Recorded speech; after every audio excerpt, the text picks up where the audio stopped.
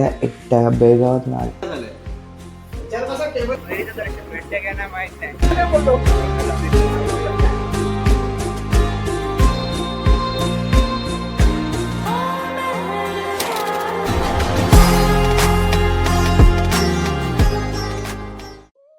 तर नमस्कार मित्रांनो, तुमच्या सगळ्यांचं स्वागत आहे एका नवीन व्लॉगमध्ये.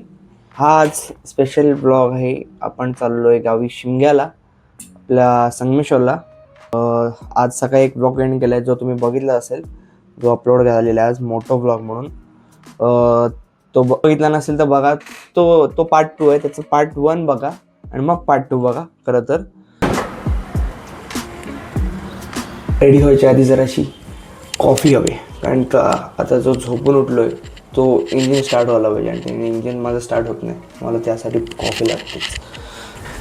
एक प्री टिप देतो जी मी वापरतो. जर तुम्ही कॉफी आणि साखर मिक्स केला असेल आणि तोपर्यंत तुमचं दूध तापतं आहे, तोपर्यंत जरासं पाणी मिक्स करून स्टर करायची. जरासं कॉफीला एक वेगळा ग्लोमा येतो, अरोमा.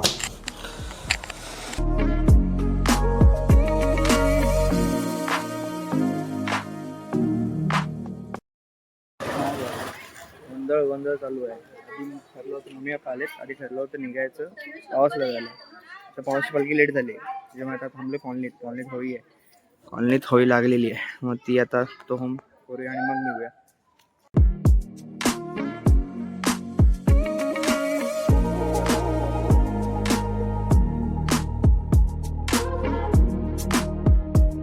हा जो तुम्ही आता कट बघितलात, त्याच्यानंतर आम्ही गेलो सरळ पावसला.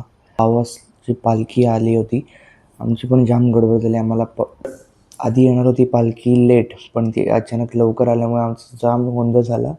कारण एका टायमिंगला आल्या आणि मग आमची जाम धावपळ झाली. तरी आम्हाला पालखी वगैरे भेटली. पावसला गेलो, पालखीचं दर्शन घेतलं आणि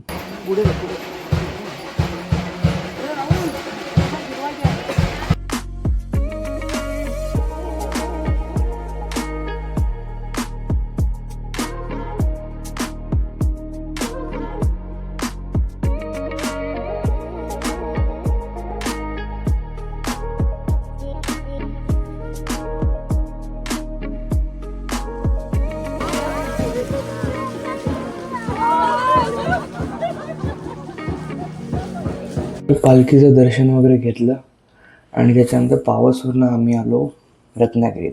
रत्नागिरीत यायला आम्हाला किमान सांगतो 12-12:30 झाले. आणि त्याच्यानंतर माझा विषय होता की भैरीची पालखी मला भेटते की नाही. कारण का 12 वाजता भैरीची पालखी बाहेर पडते आणि 12-12:30पर्यंत सगळं संपतं आणि त्याच्यानंतर ती पुढे जोगवायला भेटायला जाते. त्याच्यानंतर ती पुढे झाडगाव, मांडवी, गुंडवी सगळीकडे फिरते. तर असा विषय असल्यामुळे माझं होतं की ती भेटते की नाही. मग मी पटापट आलो.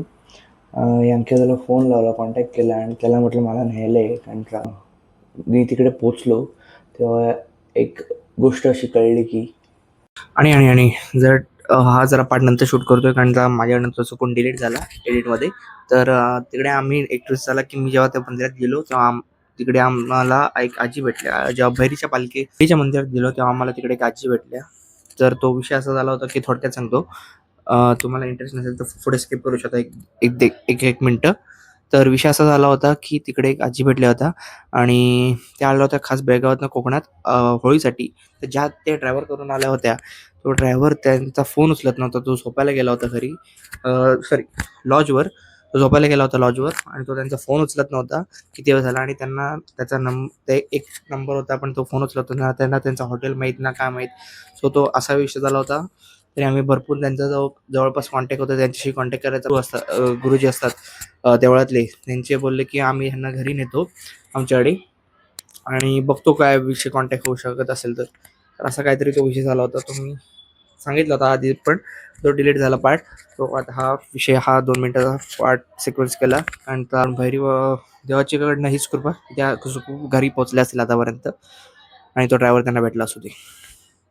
तयार झालंय. ठीक आहे, फक्त तुम्हाला सांगितलं का की तो जेव्हा केव्हा ड्रायव्हर कॉन्टॅक्ट होईल जरा नीट बघून घ्या, कारण की गाडी आलो होतो. तर जुगाईच्या साईडला निघालोय मंदिरात. तर आजी आहे ड्रेस त्यांच्यासोबत गेल्या, त्यांच्या जुगाई मंदिराच्या ज्या गुरुवांच्या मिसेस होत्या त्यांच्यासोबत गेल्यात आता घरी. नंतर त्या कॉन्टॅक्ट करतो बोलतात. आणि आता मी जुगाई मंदिराच्या इकडे निघालो. त्यानंतर पालखी तिकडे गेली आणि त्यानंतर ह्याच्यात प्रसाद पण भेटला आम्हाला. आता या आणखी आता गेल्या रोहन झाले होऊन त्यांना गाड्या भरपूर लांब लावल्यात. त्या गाड्या आणतात आणि मग तिकडे जाऊया. त्यावर म्हणजे कसं वाटतं तुला? आता यावी फर्स्ट टाइम तुमच्याकडे होळी वगैरे हे नाही ना? होळी दहन होतो नुसतं, होम पेटतो. कोल्हापुरात बघायचं तर शिवजयंतीलाच, गणपती विसर्जन खतरनाक. बँकेला आलाय गाडी घेऊन. तोपर्यंत पुढे गेलाय रोहन सोबत वरून आम्ही पण आता निघालो. आता जुगाई तिकडे चाललो. बघूया तिकडे किती गर्दी आहे. मला आज भैरीचं दर्शन भेटते का नाही माहित नाही. काय वाटतं तुला? भेटेल. आज आपण पुण्याचं काम केलं. तर तिकडे हीच इच्छा आणि आशा ठेवून आम्ही येऊन पोहोचलो जुगाईच्या मंदिरात. आणि तिकडे येऊन बघतो तर बेट चालू असल्यामुळे तुफान गर्दी होती. आता बघूया. आता भैरीची पालखी आली जुगाई मंदिरात. तर आता भेट होते, म्हणजे आज पालखी घेऊन जातात आणि 3:15 3:30 पर्यंत आहे की पालखी आत असणार आहे. आणि आता वाजलेत 2:30 पावणे 3 झालेत. काय माहित आता भेटते की नाही पालखी. बघूया किती वेळ थांबायला लागते. तर बघू शकता सगळे जण बसलेत बाहेर वाट बघत. आणि असं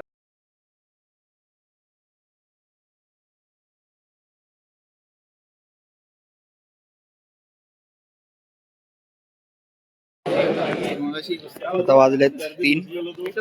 हालचाल होतात. हालचाल चालू आहे. आता 3 वाजता बाहेर घेतात ह्याला. इकडनं पुढे अशी मांडवी करून झाडगाव वगैरे वाटली जाते. तर त्याच्या आधी इकडे माझ्यामध्ये सगळं फुल पालखी वगैरे नाचवत. बघूया भेटले काय, पालखीचं दर्शन घ्यायला भेटले काय, हे महत्वाचं. मंदिराच्या लाईटी ऑन केल्यात सगळे बाई. लाईटी ऑन झालेल्या आहेत. आणि तो क्षण आलाच ज्यासाठी मी आतुरतेने वाट बघतो. एवढा वेळ थांबलो होतो, एवढा लेट झाला होता तरी थांबलो होतो, घरी ओरडा पडला होता तरी थांबलो होतो. तो क्षण म्हणजे भैरीबुवाच्या पालखीला पाय पडायचा क्षण.